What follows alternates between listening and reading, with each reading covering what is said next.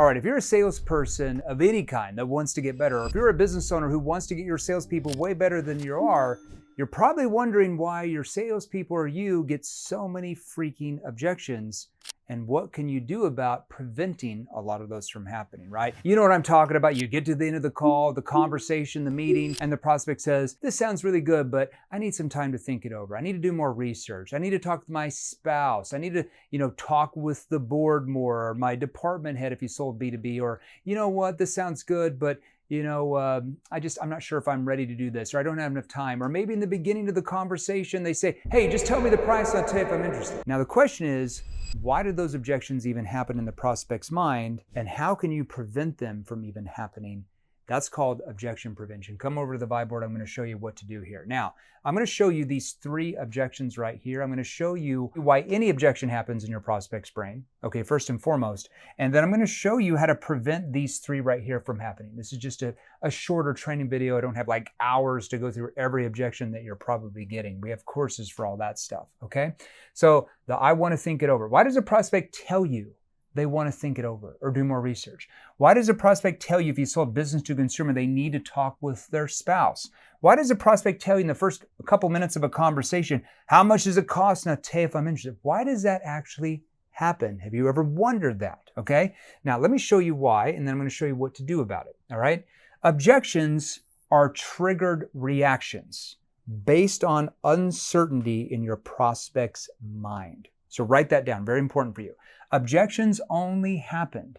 They are triggered reactions based off the prospect having uncertainty about what you're offering. Now, who controls whether the prospect has certainty or uncertainty? You do, the salesperson, not the prospect. Okay, so let's start right there, right? Now, these are typically triggered reactions mainly from your tonality. You might not have thought of that.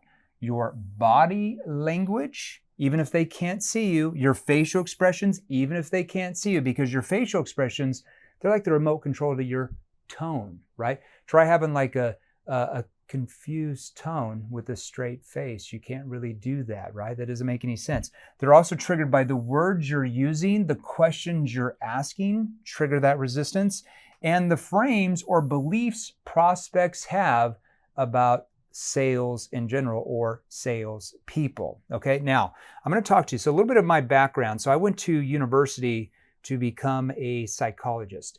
And as a psychologist, we are all taught, at least my professors taught me, that every patient, call them a prospect, human being, has frames or ways of thinking. Now your ways of thinking, your prospect's way of thinking, stay with me for a second. This is really important for you. Very important for you right now. Your prospect's way of thinking, or any human being ways of thinking, comes from the way they're raised by their parents, or maybe the church they went through, or the cousins they hung out with, or the friends they associated themselves with. If they're young now, it can be influenced by who they follow on TikTok, like an influencer. So their worldview or way of thinking is conditioned by who they're around and society, okay? So what we have to do is we have to learn. So your prospect's frame might be, I never make a decision on the spot when I talk to a salesperson. That's their way of thinking, that's a bad thing to do. And if that's their way of thinking, you're going to get that objection with that prospect every single time. So how do you take them out of that way of thinking? That's called a deframe. You're taking them out of that way of thinking. And then how do you reframe them? You might have heard of reframing before. How do you reframe them? That's the process into a new frame or a new way of thinking. You want me to show you how to do that on those objections? Okay, I know you do. That's why you came here. All right. Now, your prospect has a belief system that they have to talk with their spouse before they ever buy anything. You ever got that spouse objection if you sell to consumers? Now, if you sell B2B, I'm going to show you a little bit different here in a second, okay? So a way you can start preventing that is earlier in the conversation. Start doing this early in the conversation, and you're going to get way less I need to talk to my spouse objections than you ever thought possible. And if you do get them, because we're going to teach you how to build a gap from where they are to where they want to be and help them feel that pain of their current situation and have a fear of future pain that it's going to keep happening or could happen, okay, way less spousal objections. So in the beginning, let's say a prospect tells you a problem or how they're feeling about their situation, or they tell you like some consequences of this problem that they have, you simply say, well, how does your spouse feel about? And you repeat back the problem and the consequence. Does that make sense? Okay. How does your spouse feel about like you guys not even having a policy to like protect them like when you pass away? Okay. Or how does your spouse feel about you guys like paying all those rate hikes with Edison Power if you sold solar? So whatever problem they say, whatever that prospect complains about, you simply can turn. Now, if you sell business to business, you're not necessarily going to ask them how their spouse feels about it. In certain situations, you could, depending on what you sell. This is more to consumers right here. Stick with me if you sell to companies, though, because I'm going to show you some tweaks with companies here in a second, especially if I want to think it over or do more research, okay? So how does your spouse feel about, and then you repeat back the consequence. Now, hear my tone. This is generic here, so you can plug in whenever you sell, okay? Now, let's say if the prospect comes back and say, oh, I don't really know, because sometimes they can do that. You can't just accept that. That's not helping you prevent the objection. Okay, now why am I asking them how they feel about, how their spouse feels about the problem and the consequence? Now, don't say, how does your spouse feel about this problem? Because it's too vague, it's too generic.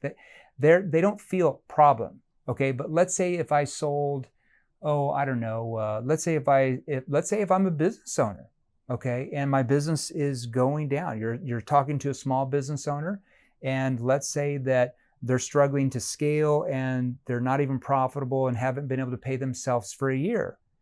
Could I ask that question about their spouse? That would make sense, right? Well, how does your spouse feel about you not being able to pay yourself an entire year? Oh man, she hates it, right? See what I'm already doing? I'm getting, like, why would I need to talk with the spouse if I ask how they feel about this problem, and because of the problem, the consequence, if they're like, oh, she hates it, like it's horrible, blah, blah, blah, blah, blah. I'm starting to take him or her out of that frame that they need to talk with their spouse into a new frame or new way of thinking, like they're already on board with this because they hate this issue. And of course they want me to be able to pay myself. I need to learn how to run the business better. If you sold CEO coaching or something, I'm just making something up here. But if they come back and say, I'm not sure, you can say, well, does she want you to have to not pay yourself another year? Okay, if that was the same, so does she or does he want you to have to go through XYZ if you didn't have to? Well, no, he wouldn't want me to do that. See how I'm triggering that response, that the spouse would never want these problems to keep happening or the consequences to happen, or they would never want this to happen. Or now, let's say you ask this first question and they're more positive and they're like, oh yeah, like he really hates that, like he doesn't want me to have to do that, blah, blah, blah, blah, blah, okay? So if they're more positive, then I'm gonna repeat back the benefit. Well, does he want you to? And then repeat back what they said they wanted. So in that same example, that business example, well, does she want you to be able to start paying does she want your business to become more profitable so you can start paying yourself way more than you are now? Well, yeah, she would have for sure. See how I'm now getting him on board with like the spouse. So of course she would want me to have all this. So it reduces my chance. Now, this is not all you do. This is just the start of taking them out of that frame of I have to talk to my spouse into a new way of thinking. It doesn't necessarily mean you're going to remove that. There's other questions you can ask in the process to completely remove it. I'm just giving you a few examples, okay? Now, let me give you an example that's industry specific. Let's say you sold network marketing, or you sell a business opportunity or franchises or anything like that. Well, how does your spouse feel about you having to work 60 to 70 hours a week? Because if I sold network marketing or a business opportunity that part of that pitch was like, hey, reduce your hours at the office or whatever, it's going to be hard for him or her to say, no, yeah, he just wants me to keep working 60, 70 hours a week.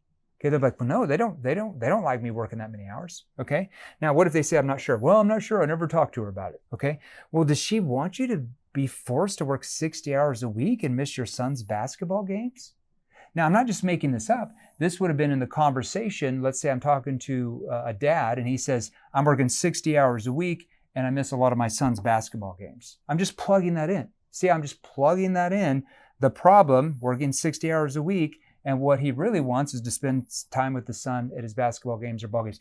Well, does she want you to be forced to have to work 60 hours a week and miss all your son's games? Well, no, she doesn't want that. Now, notice a key word I used here was the word forced. Why would I say forced? Because nobody wants to be forced or made to do anything. See how I'm seeding that into the prospect's brain, okay? Now, let's say if I ask this first question, how does he feel about you having to work 60 hours a week? And they're like, oh yeah, he doesn't like it at all. Well, does he want you to be able to work from home so you have time to go to your kids' ball games? Or what does he want you to do? No, he definitely wants me to do that.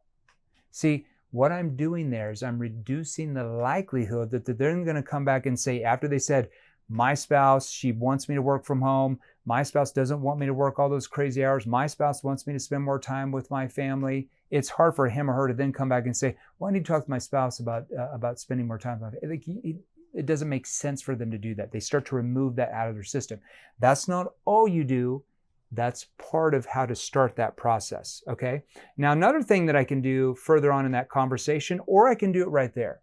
These are called NEPQ identity frames. I'm going to enlarge this here for you, okay? Actually, hold on. Yeah, here we go.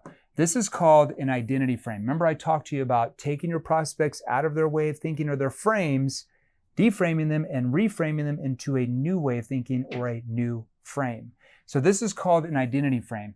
An identity frame, NEPQ stands for Neuro-Emotional Persuasion Questions. Now, if you're one of our clients in our virtual training courses, especially our advanced stuff, you already know all this stuff, and 10 billion more skill level training that we do that I don't really do on these YouTube videos, okay? But an identity frame is where the prospect either doesn't want to be known as that type of person, or does want to be known as this type of person that's amazing, okay? Or I can do a negative identity frame like I'm about to show you, where they're like, oh, I don't want to be like that person. Like, that's a bad person, okay? So here's what I would do. I mean, good for you and your spouse looking at this now. I mean, your son's lucky to have a dad like you that cares so much to spend time with him. So let's say if I'm selling network marketing or some type of business, that's the frame I would do. Now, if you're selling something different, we would teach you how to do this different, because there's little nuances you'd have to learn for every industry. I mean, good for you and your spouse. Notice I said your spouse too, not just you. Good for you and your spouse looking at this now. I mean, your son is lucky to have parents like you that care so much to spend time with him. I talk to a lot of people out there, and you'd be surprised. A lot of parents, they don't really care about spending time with their kids. You know what I mean? See what I did there? See what I'm doing there? Your son is lucky to have parents like you. Not dad, I'd say parents like you, okay? Because I'm talking about the spouse that cares so much to spend time with them. I talk to a lot of people, and you'd be surprised, a lot of parents don't really care about spending time with their kids. You know what I mean? Now, what are most prospects going to say? Oh gosh, like, those are horrible parents. Like, it's important to spend time with your kids. See how I'm getting them to identify away from the negative type of people they don't want to be like, okay? Now, if I'm selling network marketing, if they don't buy into that, they're kind of identifying with all those people that work 70 hours a week at their job that have no time with their families. So they want to identify with having time with families if this is what I'm selling. Okay, I'll show you a few different examples for other industries. And then, you know what I mean by that? Most of them are like, oh no, I would never do that, blah, blah. Then I'm going to say, I mean, for you and your spouse, why is this so important to you now? Okay, see what I did? And this is called an NEPQ probing question. Okay, this builds urgency in the sale to buy now, not keep pushing on the road. I mean, for you and your spouse, why is this so important to you now? I mean, for you and your spouse, why is spending that time with him so important to you now, though? Now, though, is right, do it now, the timing, okay? See what I'm doing there? Having them identify with why do this now, or why is this thing, spending time with your son, so important to you now, okay? And now they start to tell you why it's so important, but more importantly, they're telling themselves why it's so important, okay? Now, a lot of you are asking like, well, how do I prevent the spouse objection for what I sell? I'm just gonna give you my number here. So just text me, 480-637-2944, okay? Every day for about an hour and a half. Me and a couple of sales trainers, we lock ourselves in the conference room over here, and we just answer your text messages. So if you wanna learn how to do this, the prevent spouse objection for what you sell, just text us and we'll get back to you as soon as we can. Now, let's go on to how to prevent some other objections. Are you ready for that? Okay, good. Now, if you want more training like this, because I release about 2 or 3 of these training videos each week here on this channel, your next step, go and hit the subscribe button so you can subscribe to it, and make sure you hit the notify button so YouTube notifies you when I come out with a new training video every single week. I do about 2 or 3 a week. Hope that helps. Okay, now, How do you prevent the I want to think it over objection or frame from happening in the prospect's mind? How do you build urgency for them to do it now, not keep pushing it down the road? Now, here's what I'm going to show you. What are the two biggest emotional drivers that cause a human being to want to change? It's pain and the fear of future pain.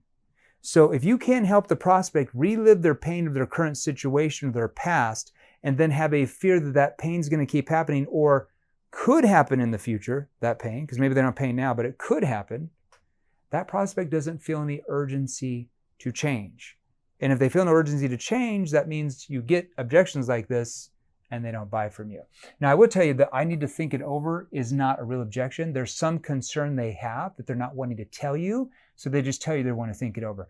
I mean, when you tell a salesperson you want to think it over, do you go home for the next 3 weeks and write out the pros and cons of buying or not buying and think it over? You don't. You just told them that to try to get rid of them or to make them feel better, but more than likely you have some objection or concern and you didn't want to tell them, like you didn't feel like you had the money, or you didn't feel like it was a priority to spend money on it, or you didn't know how to work with whatever. You had some objection, you just didn't want to tell them. That's a whole different training in that part. So pain and the fear of future pain, okay? Now, like I said, the more you get them to relive their pain of their current situation, have a fear of future pain, less likely they will ever say, I need to do more research. I need to keep looking around. I need to think it over. The reason why you're getting so many of those right now is you don't know how to do this yet. You haven't learned how to use your tonality to trigger different emotions in the prospect's brain. You don't use your body language, your facial expression yet, or you haven't learned the right questions to ask for what you sell to do that yet. Notice I said yet, because it's something you have to learn, that we train you. That's why people in your industry come to us to learn how to do those things, okay? Now, one way you can start to prevent this objection from even happening in the prospect's mind is simply by asking what we call an NEPQ probing question. Remember, that stands for neuro, emotional, persuasion, questioning, probing question, okay? Well, so when the prospect says that, you know, they have this, they want to change XYZ or whatever it is, you can simply say, can I ask why this is so important to you now, though? Now, why would I emphasize the word now? Because now means urgency, okay? See how I'm emphasizing the word now? Because what would it sound like if I said this? Can I ask why this is so important to you now, though?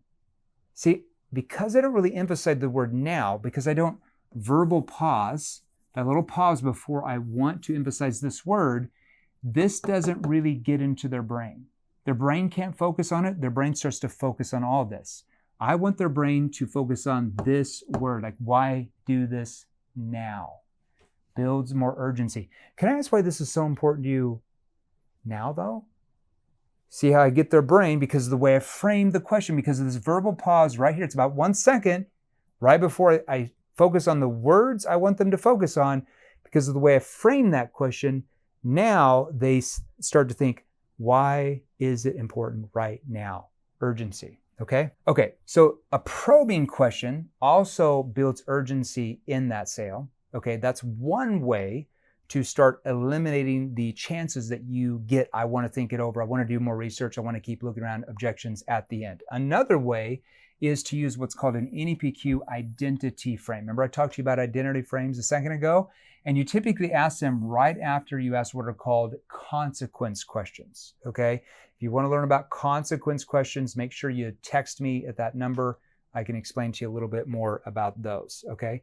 So after I ask that consequence question, I mean, you certainly sound motivated. I mean, for you, why look at doing this now? Like, why not push it down the road and keep paying the rate hikes like a lot of people who don't know anything about solar?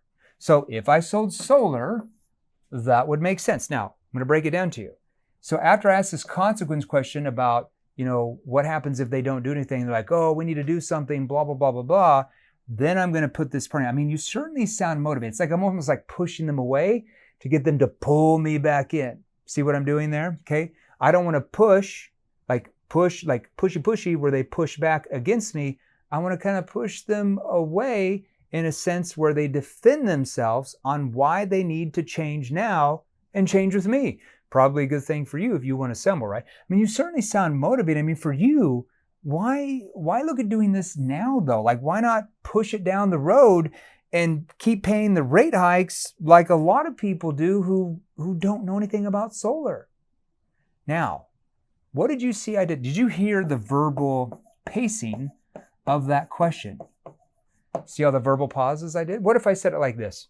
I mean, you certainly sound motivated, John. For you, why look at doing this now? Why not push it down the road and keep paying the rate hikes like a lot of homeowners do who don't know anything about solar?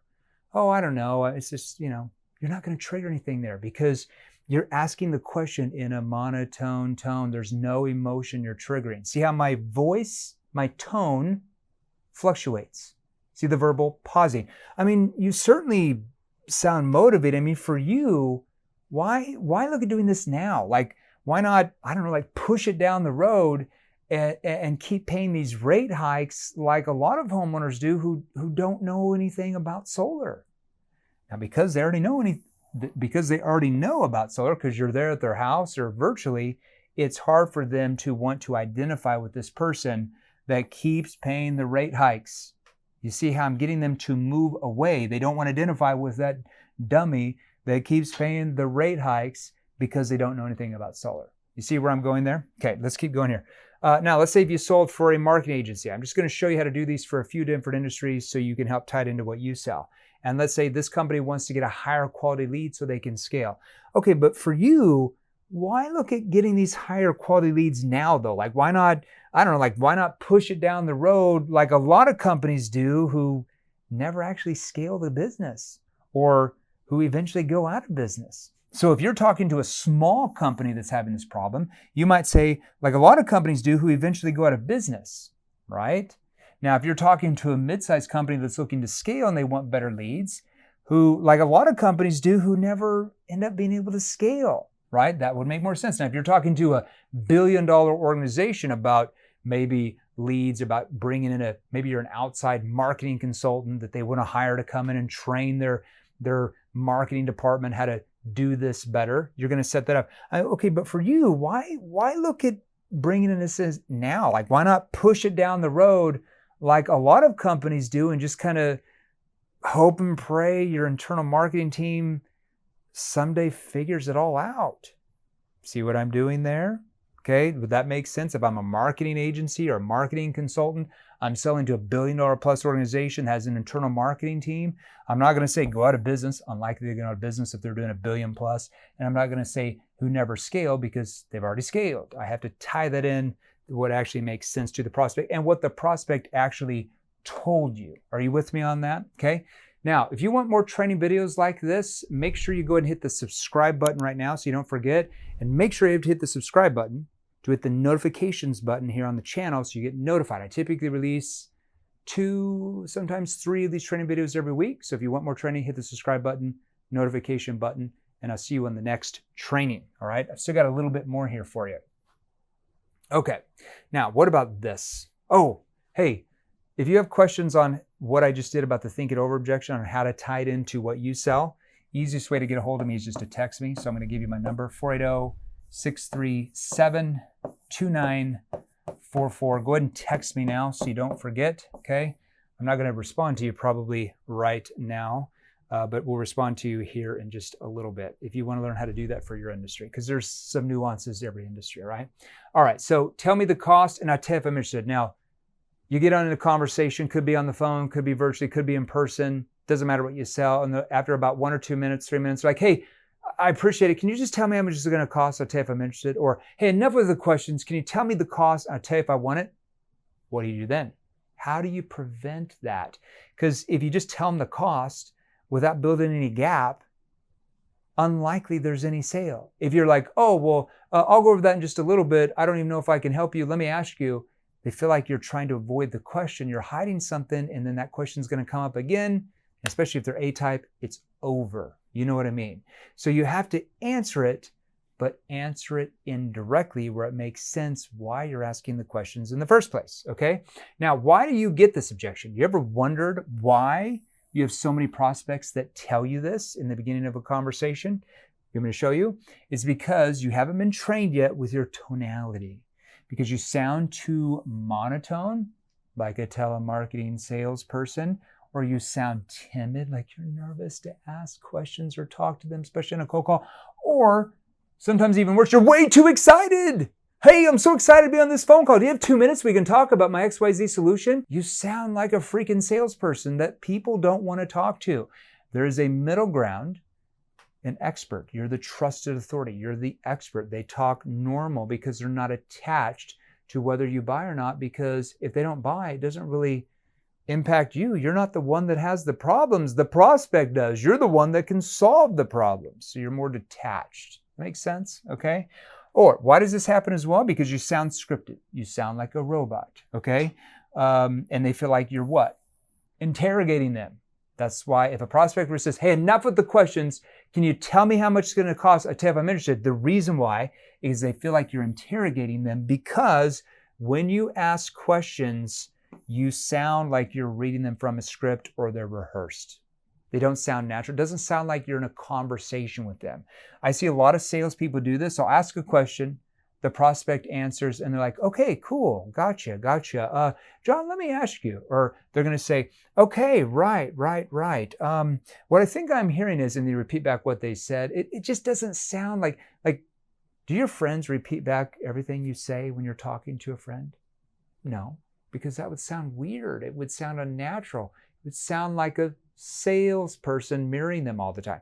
It's okay to mirror here and there, but if you're doing it like every other answer, or like, 10, 15 times during the conversation, it doesn't sound like a real conversation. Prospect's guard goes up. Has to sound like a real conversation where you're bridging from question to question using verbal cues that sounds conversational.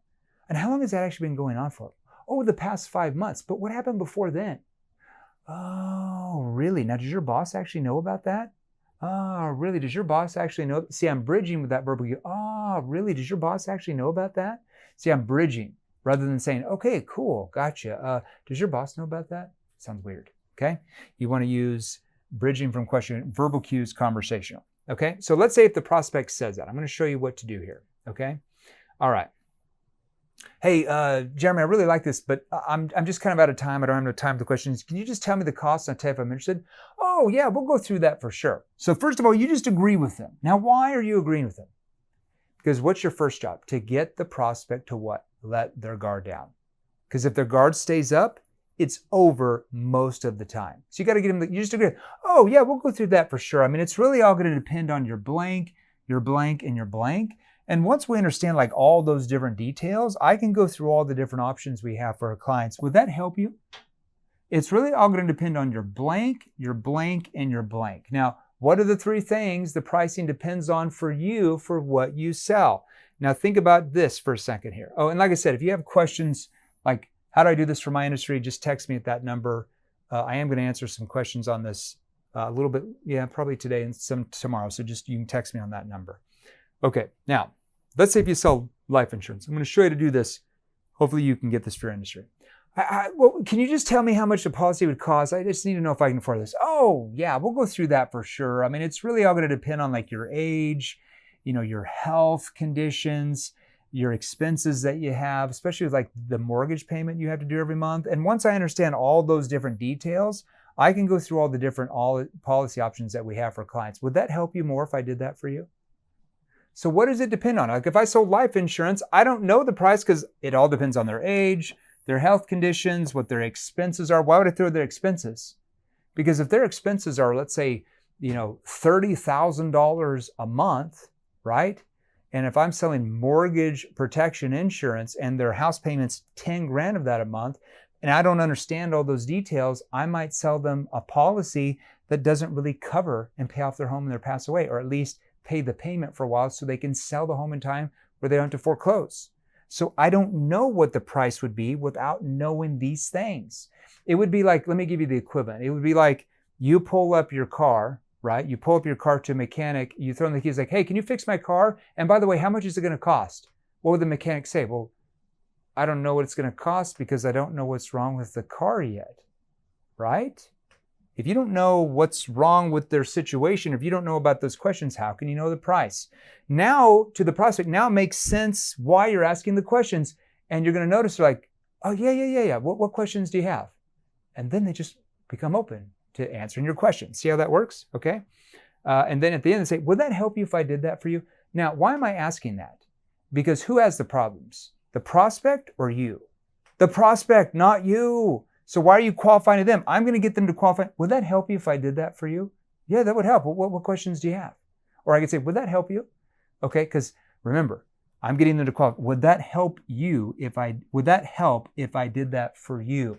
See, I'm doing them a favor by solving their problems, not the other way around. Does that make sense? Okay. All right.